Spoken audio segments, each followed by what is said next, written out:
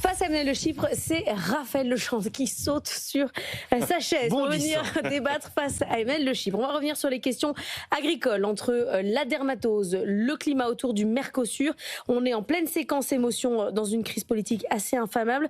Est-ce qu'on en fait assez? Est-ce qu'on en fait trop pour les agriculteurs? C'est quoi votre point de vue, Emmanuel?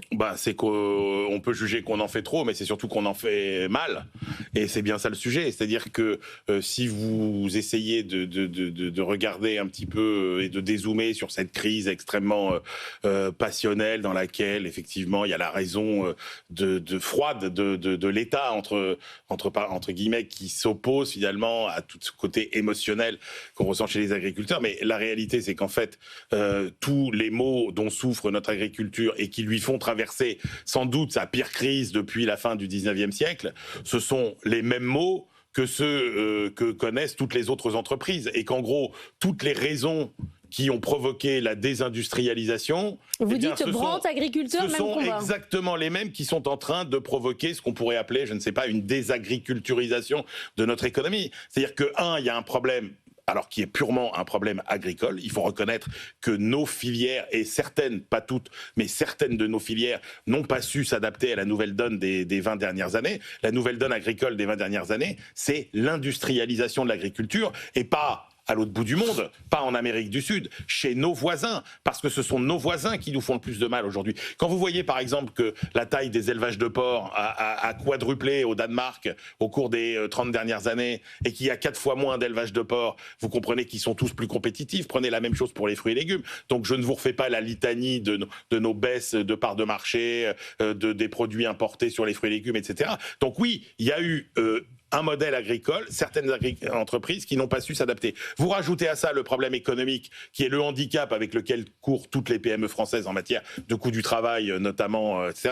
Ajoutez le handicap réglementaire avec les surtranspositions, le délire écolo, etc., qui a ruiné une partie de nos filières en matière de compétitivité. Rajoutez à ça la problématique commerciale, qui fait que c'est compliqué quand vous êtes agriculteur de négocier avec la grande distrib. Vous avez une crise majeure. Tout ça, c'est pas de la faute de l'État, hein. Les réglementations, c'est la faute à qui? La réglementation, ok, la mais fiscalité, tout le reste, c'est la faute à qui? Arrêtez. Tout le reste, ça reste quand même Donc, vous avez beau dire que nos agriculteurs, ils sont super aidés, qui touchent presque 10 milliards d'euros de la PAC, attendez, parce que vous faites les arguments de Raphaël avant Raphaël. Il fait le...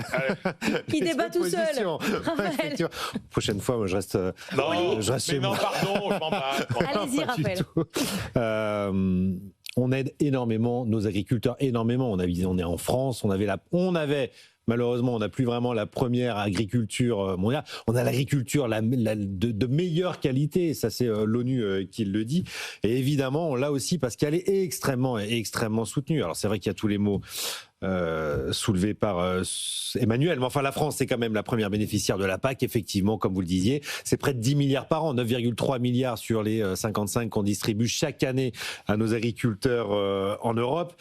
Vous avez une agriculture qui est du coup beaucoup moins exposée au choc de marché que partout ailleurs autour du monde. Quand même pas beaucoup de pays qui consacrent autant d'argent à leur agriculture. Vous avez aussi tout un arsenal réglementaire et politique pour protéger les producteurs. Vous avez la loi Egalim. Emmanuel parlait des négociations difficiles avec les distributeurs. On a quand même Egalim 1, 2 et 3 qui sont venus calmer les choses. L'interdiction de vendre à perte. Vous avez des clauses miroirs qui sont défendues au niveau européen. Et on voit qu'avec des grands traités de libre-échange comme le Mercosur, quand même des levées de boucliers. La France est l'un des rares pays à s'opposer à ce traité de libre-échange pour défendre une fois de plus ses agriculteurs. Et encore, je dirais même au sein de l'agriculture, une certaine filière. On va recevoir le patron de la filière bovine tout à l'heure. C'est quand même principalement la filière bovine qui bloque contre le Mercosur, car vous avez énormément d'autres filières agricoles qui profiteraient du traité du Mercosur, mais qui n'osent pas trop sortir du bois par solidarité agricole. Non mais alors, plusieurs points quand même. Raphaël, ta PAC là. L'argument politique agricole commune, c'est pas vrai parce que près de 10 milliards par an, pardon. Oui, mais pourquoi c'est pas vrai? C'est pas vrai parce que c'est une aide qui est principalement attribuée à la surface, que c'est la France qui a la plus grosse surface et que proportionnellement les autres y touchent autant. C'est-à-dire que les Allemands, les Espagnols touchent autant et d'ailleurs la règle est à peu près la même et c'est peut-être un des problèmes. C'est le 80-20.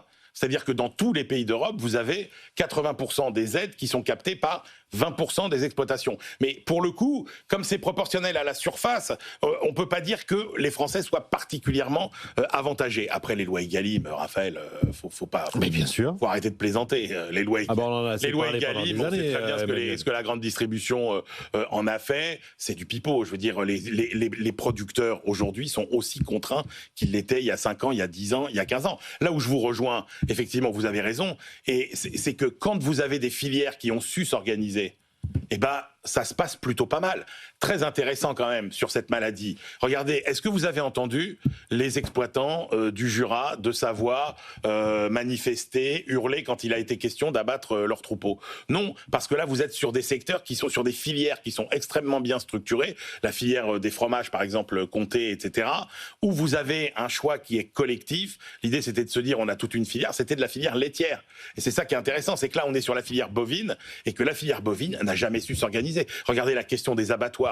On n'a jamais été foutu de faire en France des filières intégrées. C'est pour ça que, comme en Allemagne, par exemple, c'est pour ça qu'on a autant de problèmes avec nos abattoirs. Donc oui, il y a un problème aussi de filière qui n'a pas su s'organiser. Mais grosso modo, on peut pas dire que c'est parce qu'ils sont trop aidés financièrement. Non, mais la filière bovine est l'une des plus organisées de France. Oui. C'est elle qui bloque tous les traités de libre-échange. Le CETA, c'est eux qui ont bloqué, alors qu'on a 3 carcasses, grosso modo, qui viennent par an en Europe, en France, et que tout le monde en profite. Et c'est la même chose sur le Mercosur. C'est cacahuètes et bien saucissons. Sûr. Après, il faut quand même tirer. Il faut tirer la sonnette d'alarme sur la productivité. Emmanuel a un peu évoqué le sujet, mais la productivité de notre agriculture. On était quand même la première puissance agricole il y a 3 ans. On risque d'être en déficit commercial cette année pour la première fois. C'est quand même assez catastrophique.